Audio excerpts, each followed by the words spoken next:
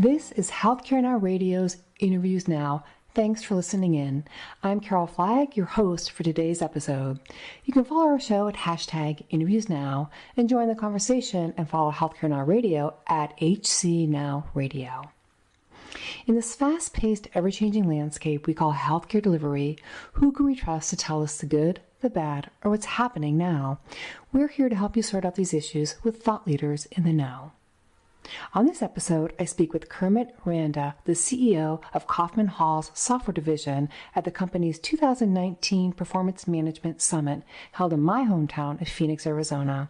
On this conversation, Kermit discusses his views on the current and coming disruption from household names like Google, Apple, Amazon, Walmart, and others, and the impact on the financial side of healthcare. The pressure of today's healthcare CFOs are mounting, and Kermit addresses how actionable data can alleviate some of these pressures by giving CFOs the tools they need to make informed decisions. We also share a funny Back to the Future movie moment as well. So please listen in and join me as I share my conversation with Kermit. Kermit, it's great to see you again after a few weeks from him. How have you been since Orlando? Absolutely fantastic. It's great to see you as well. We've had a lot happen since then in the company, and we're here with about 500 of our favorite clients here at Performance Summit 19, and just thrilled to be here with you again. Yeah. So tell us a little bit about the genesis of the conference. Well, this conference has been going on for years as the companies have evolved. This is maybe, I don't know if it's 10 years, but certainly 5 or 6. But what's awesome about it is every year it gets bigger and bigger. This year we have 25% more attendees than last year, and it's created just a tremendous amount of value for networking for our clients, and then also time to visit with our own experts in our Axiom platform. And if you can, I heard you had a futurist, a well-known futurist, as one of your keynote speakers. Yeah, Nick Webb came here, and while I don't remember all of his degrees, I know that he has been a published author, wrote a book called What Customers Crave. He holds over 40 patents. He focused really on innovation. He's the Chief Innovation Officer up at the school, I think it's the School for Innovation at Western U. So just a fascinating guy, marvelous speaker. So if anybody, I'll go ahead and do a plug here. He's got a new book. Yeah. He's got a new book coming out around innovation, and I would encourage anybody to go give a listen to, find him, or certainly read his book. Yeah. Fascinating person with a lot of great energy and really amazing perspective as it pertains to healthcare. Yeah. Talk a little bit about the executives that are here, your clients, and the various hospitals that are here. What is the message of the conference, and what are they talking about? What are the conversations that you're hearing as you make your way around the conference? Well, it's interesting that in some way, I just love how it works out this way, but Nick's talk was really around disruption and how disruption is good. And particularly his focus was on the experience, and are you creating value, and you're creating delightful experiences for your clients in healthcare that maybe you shouldn't have patients, that you should have clients. Oh, yeah. And that's very much the theme of our conference here, which is go beyond. And how do we take what we know, how do we take the success we had, and how do we take it to the next level and go beyond is the overall theme of our conference. And it's so fascinating how where we're headed as a company and where our healthcare leaders are finding the need to disrupt themselves through tools that we have in our Axiom platform. What they're really looking for is how do we take information and turn that into ways that we can better identify in their new world of, I want it faster, cheaper, and easier. That's what their patients want, right? I want healthcare where I want it. As you know, it's disrupted the whole model. The payment streams are disrupted. And, I think it's something like almost 90% of CFOs, through our own research, don't feel that they have the tools to be able to navigate all the new payment models. It's amazing how much interest they have in wanting to know what are their true costs. How do I make really good decisions with that cost? And then how we're being able to take data from literally hundreds of organizations and give them comparisons like, are we on track? How do I look against my peer set?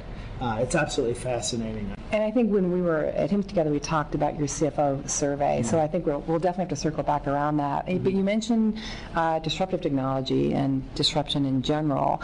And you've already touched upon consumerism in healthcare. Obviously, that is disrupting how patients engage, like you said, the payment side and their expectations and whatnot.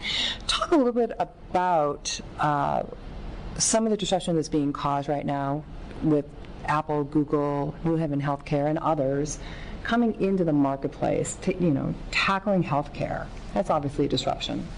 Well, it's an absolutely enormous market with about 20% of the GDP, so everybody's going to get in this, right? It's unavoidable that you're going to get in it.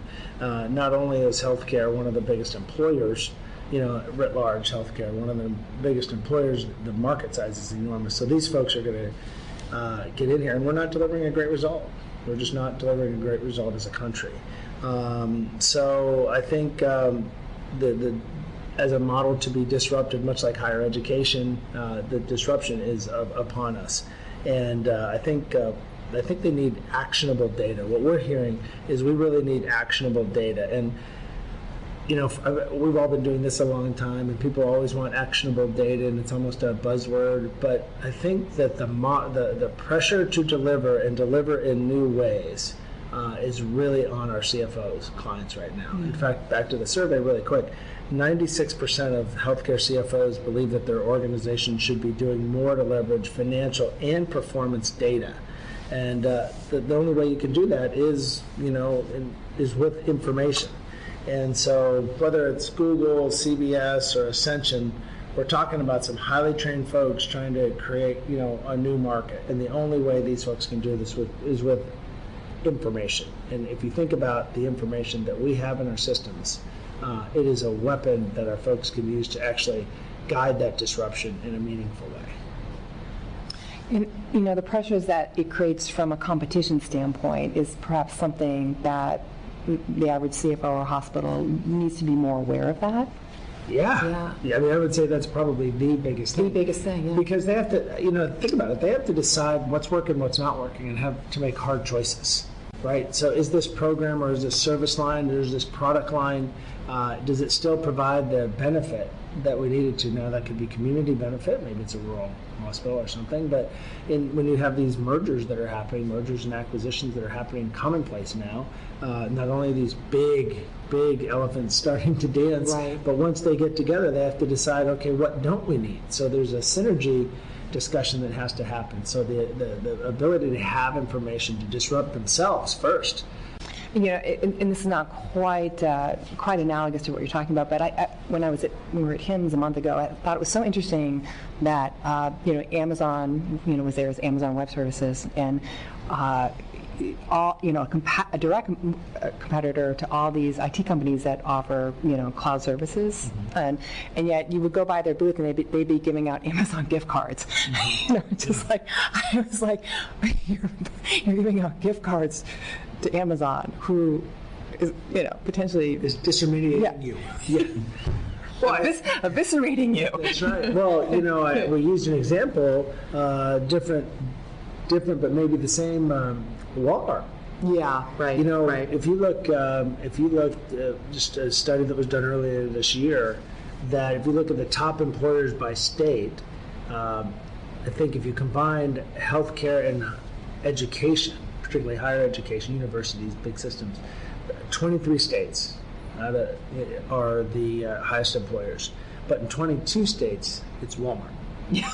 And if you think about that for a second, part of the discussion was around disruption. And if you think you're safe because you're one of those other 23 states, the reality is they're coming. I mean, if you look at what Walmart's been doing, they've got their care clinics, and they're expanding what's happening there. They have banks inside them. They've been trying for a long time to get into the banks. And now, what I find personally fascinating, I know we're focused on healthcare, but they're offering college degrees to 1.5 million employees that they have for $1 a day.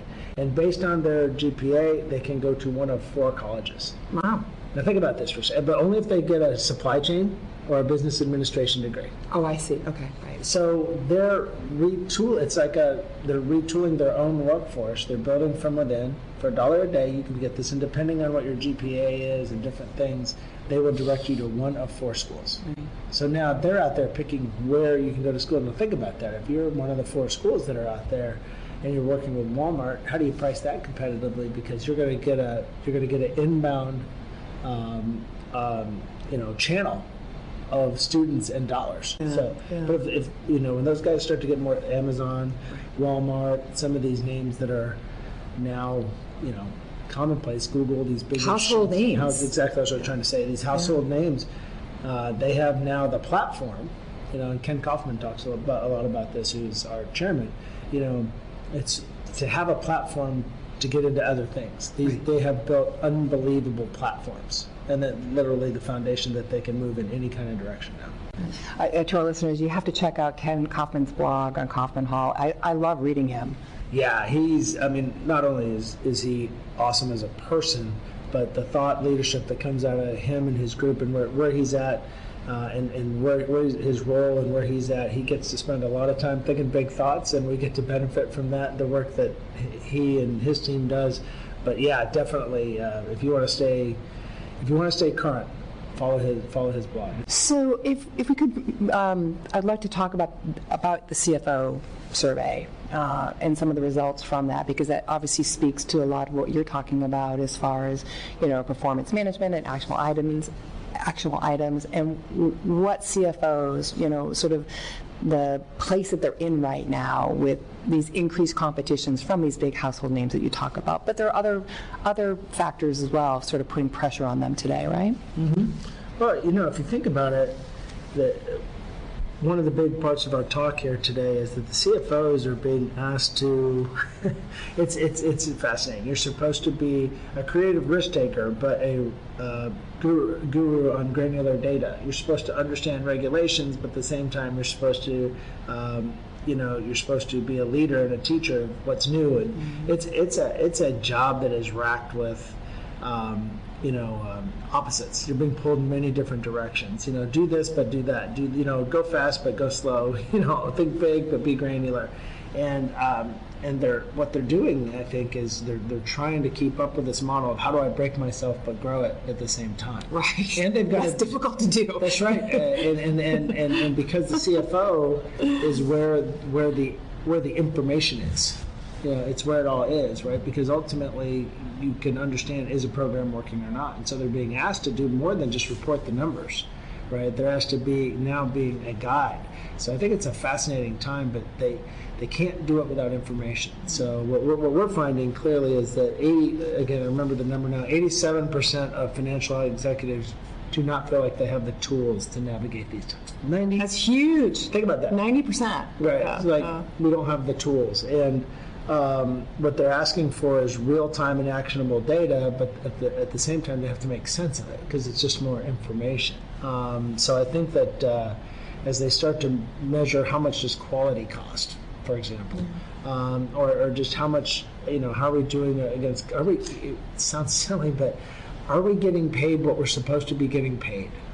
Like that's a thing is really fascinating in and of itself, given the complexity of the way, you can have, literally thousands of different contracts, and how do you even measure that? You need technology to understand, am I getting paid what I am supposed to be getting paid? Right. Think about that for a second.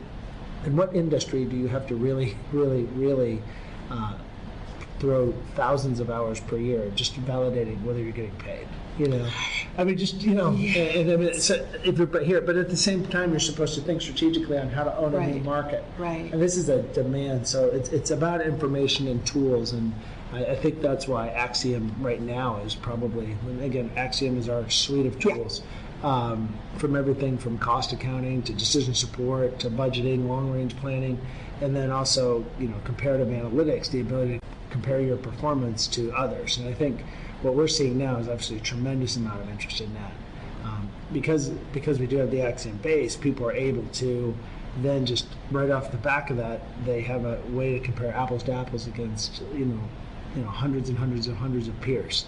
And then they can start to say, are we on track? And not just measure their scorecard against themselves, but are we doing well? Are we outpacing the market, or maybe we should be focusing more in a certain area?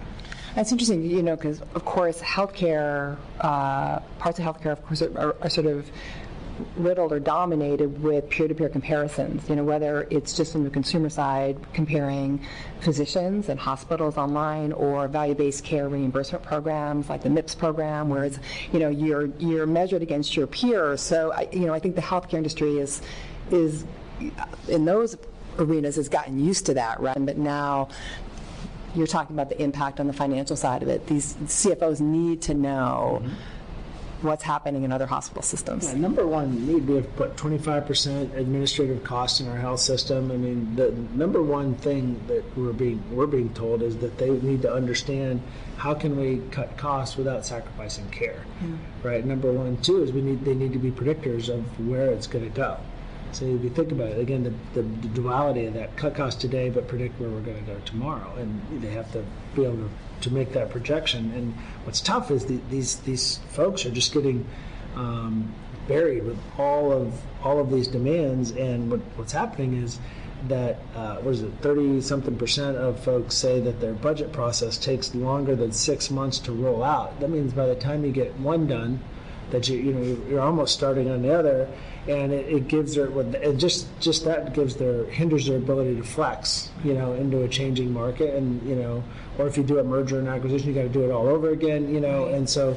What 46%, according to our surveys, say that CFOs don't have the time for value-added analysis. They're just putting it together. Right. They're not having the time to really dig in, and so that's where the comparative stuff comes in. Does this really make sense? If we look at job code level, for example, are we thinking about this the right way, or do we have opportunity to really get into the meat of how we can plan better? And if they just don't have the time to do it because they're always putting together the next budget, that's a problem. Yeah. And nor can they pivot, which that just has to happen these days. That's exactly right. And so what we believe, or at least I do, is that you got to go back, and it's Back to the Future, like everything is. 1970s. I love that movie. Yeah, 3 times you can love that movie, right?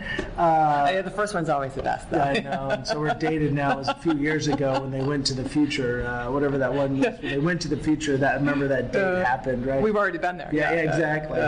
Thank you, Facebook, for reminding us. Yeah. But anyway, I think that when you start to see, things like return to zero-based budgeting, which was a concept in the 70s, right? Like, is this program, if we didn't have it at all, what would that look like? What are the goals and measurements to make sure this program worked? And boy, if you could go bottom up on every program, and have the tools to do that, that would tell you a lot, because these folks have to make decisions because they're placing bets. Right? And do we really need this one program? We know we like it, and we know that some of our clinicians love it, and we know that we've got great people doing it, but does our market really need it? Do we need 7 of these? Early in my career, I was at one of 7 hospitals in a 1-mile radius.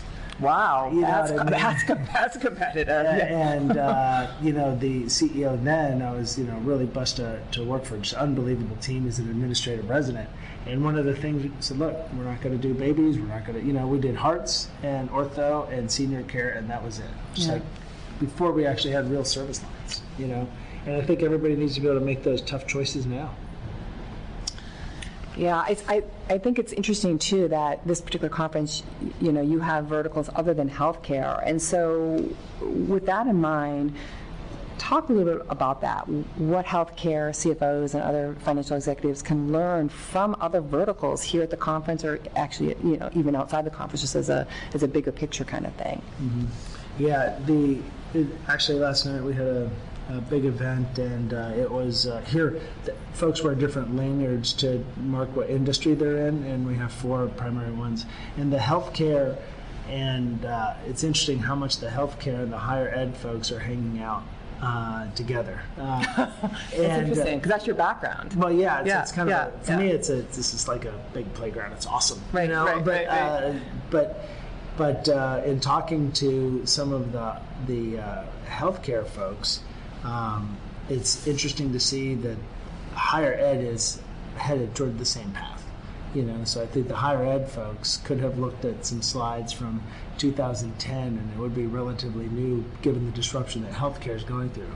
But on the other hand, you've got our banking folks, where the healthcare people are talking to the banking folks because, it wasn't 5 years ago that you were at the teller with the glass at the bank waiting in line, and now people just don't do that. You can do 90% of what you do. When you go into a bank, you got to have a reason to be there. And it's interesting that the higher ed folks are learning from the healthcare folks, and the healthcare folks are learning from the banking folks and the financial industries folks, because they've figured out that we can't have clients. Our clients are everywhere, and they're getting, those in FI, financial institutions, how fast that world is changing, and they have to delight the client.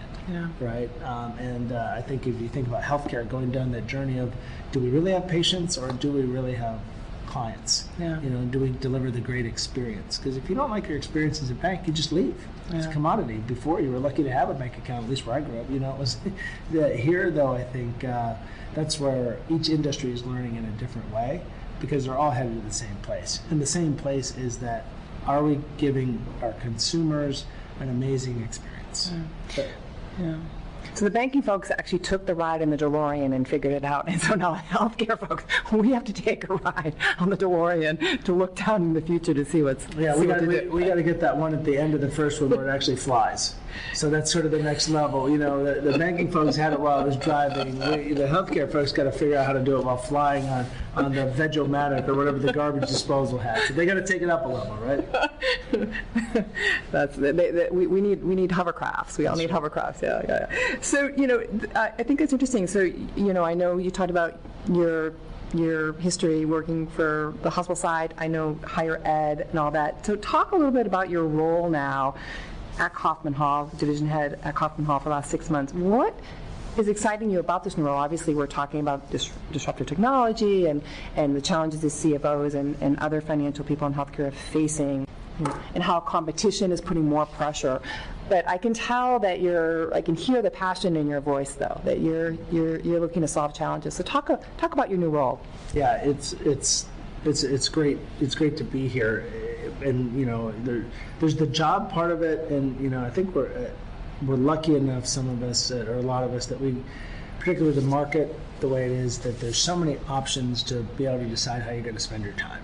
And I'm blessed that I get to be here with this an unbelievable group of people, but it's not what we have to do as a job. I think the beautiful part about my experience here at Kaufman Hall, and certainly I know I can say on behalf of the 500 people that are in the company, right, on the consulting side and on the software side, we have about a little over 300 folks on our team in software. It's what we get to do. That's really what we get to do. And I'm not talking about the day-to-day grind of stuff, because sometimes you got to do stuff you don't want to do just to move the machine, move the needle forward. But what we get to do is, when we're super successful, amazing things happen. And if you think about it, and I as part of our talk, I went through this, and I've had no less than 10 of our team members come up to me and say, express some form of appreciation for what I'm about to say, is that when we're doing our job and we're giving information to people and we're helping people make decisions, we are helping communities grow. Literally, when we serve those who serve, when we make a hospital or a health system more efficient, and they can make tools, maybe it is to open up a new service line, or maybe it's they now have the information to put services where people couldn't have access before.